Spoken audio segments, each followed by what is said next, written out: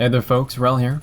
This is another episode of the YouTube Proper series, which is a short series dedicated to setting you on the path to success as a YouTuber from a career standpoint. In the last episode, we talked about creating quality content, which is basically the foundation of everything. And without quality, or at least the commitment to constantly achieve quality, you'll just be splashing around wildly until you eventually drown in a sea of mediocrity. Today's episode is focused on gathering your first few subscribers and then building upon that, cultivating a strong and loyal subscriber base of people who want to watch your content and want to see you succeed and want to share their thoughts and opinions with you. That said, how do you grab that initial subscriber base? Before we get into specifics, I do want to preface this by saying that even with 0 subscribers, you do want to make quality content on a consistent basis. People are more likely to care about what you're doing if they can tell how dedicated you are. People will see that you have no subscribers or, a low amount of subscribers, and if you're putting out quality content, they're going to say, wow, this is really good, why don't you have more subscribers? And until I had around 6,000 to 9,000 subscribers, I was hearing this constantly. And it's not to toot my own horn, it's to let you know that this is the kind of mentality that you'll find from people, from a lot of people, and it's the kind of mentality that you want to find in as many people as possible.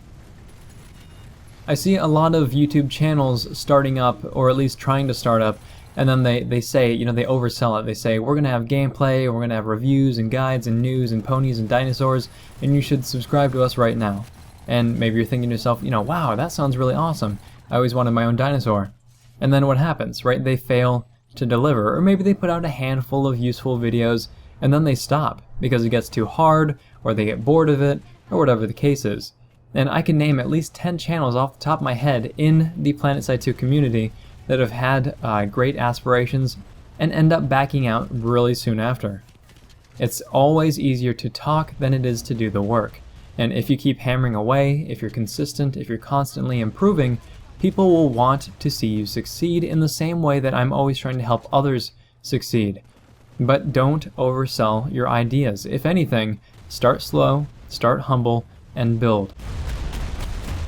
That said, the literal process for finding subscribers has very many routes, but we're going to start with this. So you make a video, you tell your friends about it, and then you ask for feedback. That's very important. So step 1, ask your friends. And if they do not care, like most of my friends in real life, then you find someone who does. When I was doing Mass Effect content, I went onto Facebook and I just did a search.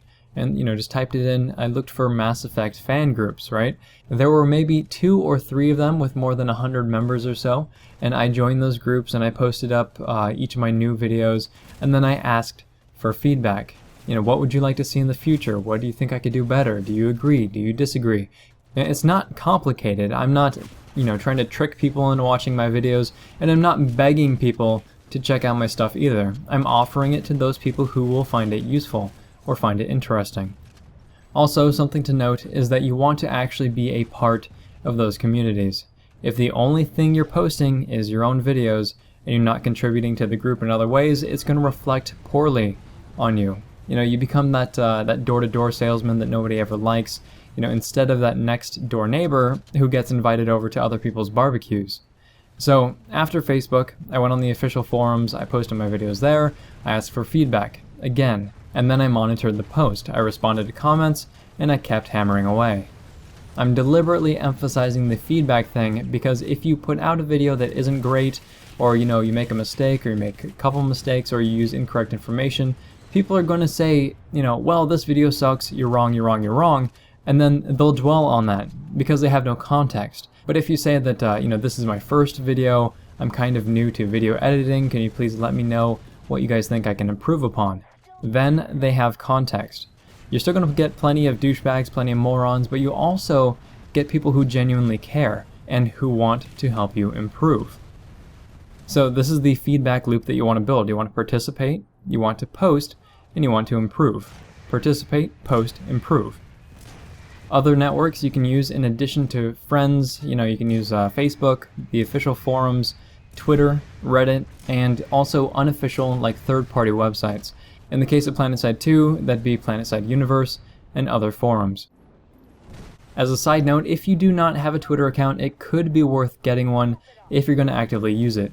Twitter has been used by businesses for a long time, and it's finally starting to gain some good momentum alongside Facebook for the average person. Because of that, a lot of developers are now on Twitter, and it's a good way to get concise feedback thanks to that 140 character limit, and it's also a good way to promote your own content by tagging those developers, the official Twitter pages, or using specific hashtags. There's a whole etiquette to using Twitter that I'm not going to go over here, but it's now worth making and using a Twitter account. We're just going to leave it at that. Another thing that I want to spend some time on in addition to those elements is advertising. And contradictory to popular belief, advertising can be very, very beneficial for the price point as long as you're smart about it. So some of the earliest and biggest videos I put out when getting into the PlanetSide 2 scene were actually the ones that I feel the worst about making. I took a look at the game and I said, what is the one thing that the vast majority of players hate about PlanetSide 2, and how can I solve that problem? How can I capitalize on that?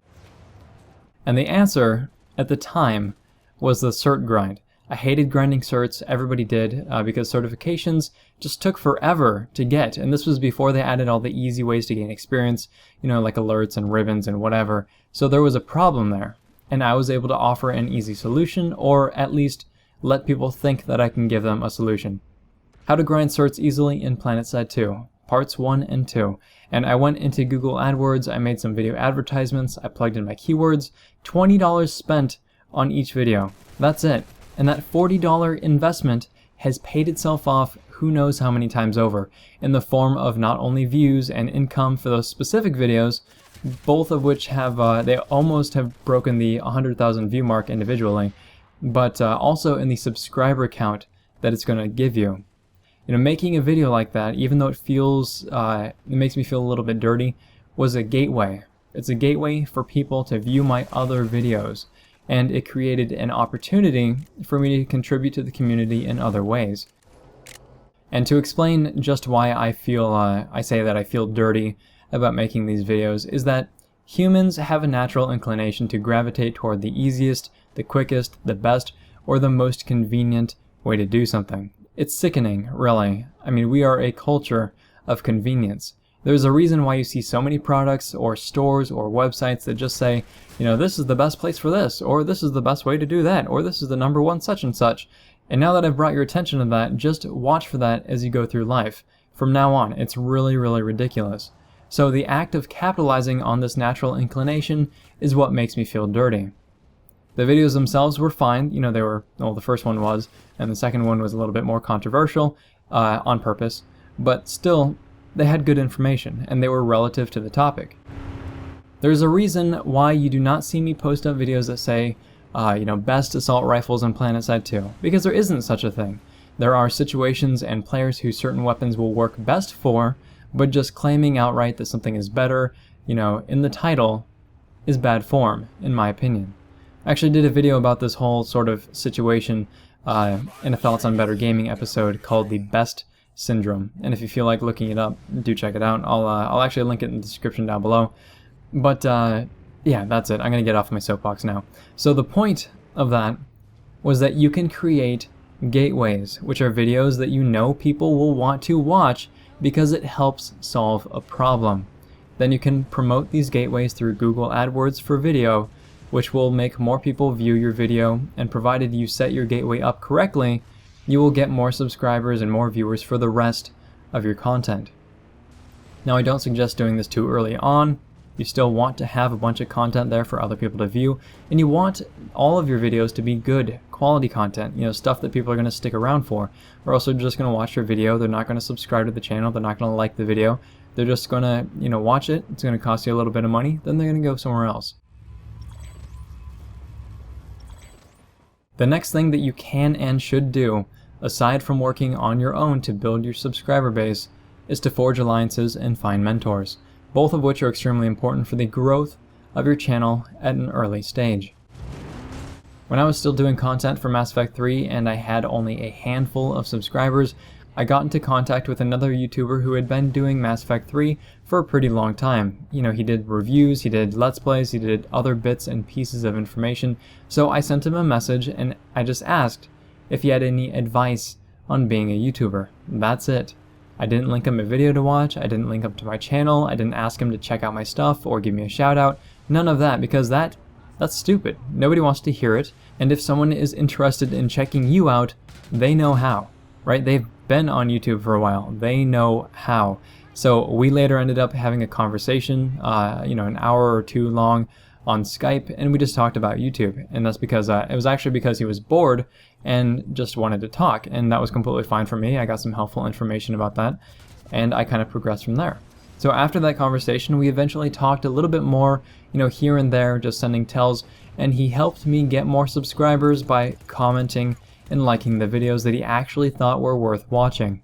And that is something that I didn't ask for. I was of course okay with the idea, but it was something that he was willing to do because he wanted to help grow my channel and help me become successful.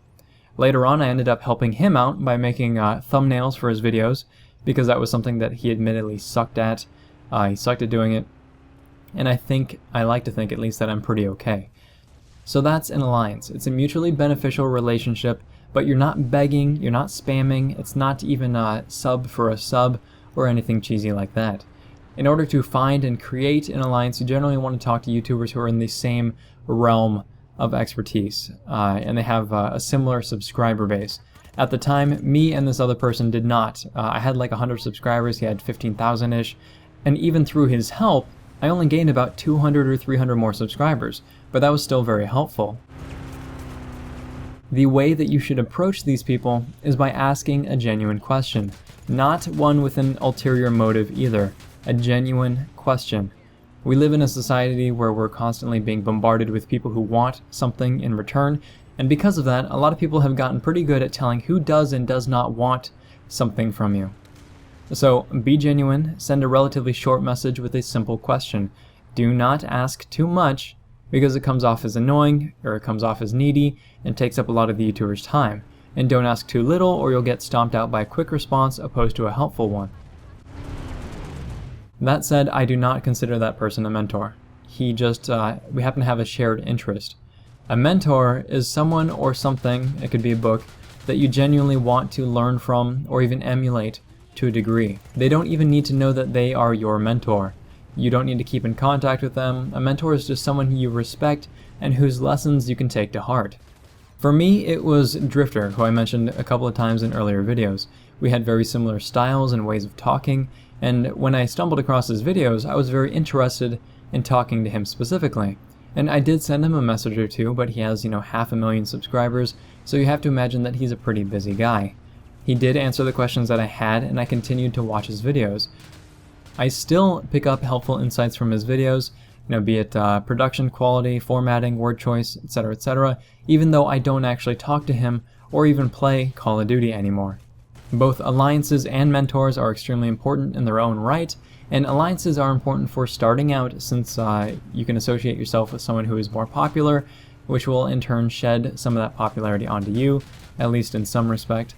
And mentors are good for development, for personal development, or your development as a YouTuber, which in turn will help develop your channel, as long as you can find and understand the lessons. The second and last thing I want to talk about is increasing visibility of your actual video on YouTube. And you can do this through tags, titles, and thumbnails. Tags are the keywords that are associated with your video. They help users find the right videos when they're searching for them. And you want your tags to be relevant, as specific as possible, and without throwing too many in there. By relevancy, I'm talking about don't put words like sexy girl booty shaking, in your video if it's not about a sexy girl shaking your booty. Try to use keywords that your target demographic is going to use when they're searching for your videos. Here's a quick screenshot of the defaults that I use in all of my videos that are related to PlanetSide 2, and then from there I just add more that the ones that make sense given what the video is about, or what class I'm playing, or which weapons I'm using, that sort of thing. So there is around a 500 character limit on keywords, so you can't just put everything that comes to mind in there. And if you do decide to use phrases that aren't related, your video is going to get penalized in the search, or it's just going to render those words as invalid, at least from what I understand.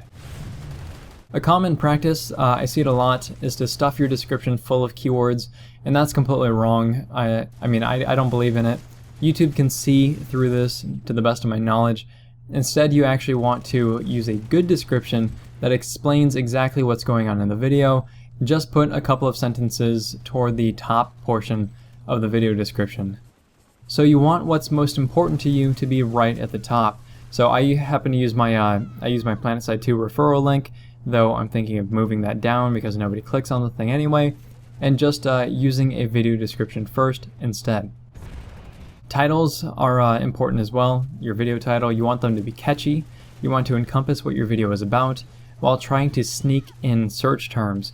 And I mentioned TechnoAxe in the last video when I was talking about quality content, and here's a screenshot of the titles that he uses. This is a mess. You don't know the name of the song, the style of the song, until the end of the title, and most of the time you can't even see that because it gets cut off. And this is good for search engine optimization, but it's bad for the user experience. I want people to know exactly what they're in for before they click on the video, without having to guess. And another way to do that is to make proper thumbnails. I said I'd do a video on proper thumbnail creation in itself, and this will happen, but for now, here are some things that you can keep in mind when you're making thumbnails. So thumbnails are a visual representation of your entire video. They should have readable text, they should convey what the video is about without even having to open it, they should carry your brand elements with a consistent and recognizable style, and they should also be interesting and appealing to the eye. And do remember that thumbnails are going to be very, very small most of the time, especially if the people are viewing it on their mobile phones or their iPads or whatever the case is. So to recap everything again, create videos, share them with your friends and social networks, always, always, always ask for feedback, set up gateways that help solve a problem, and use it as a catalyst to showcase the rest of your channel. Find mentors, forge alliances, use proper tags, titles, and thumbnails, and do not beg for handouts. If this video has been interesting, helpful, or entertaining, please feel free to like, favorite, subscribe, tell your friends about the channel, and if you have any questions or additional insights on how to find your first few subscribers, or if you have any personal struggles, you can put all that in the comment section down below. Thanks very much, folks. We're all signing off.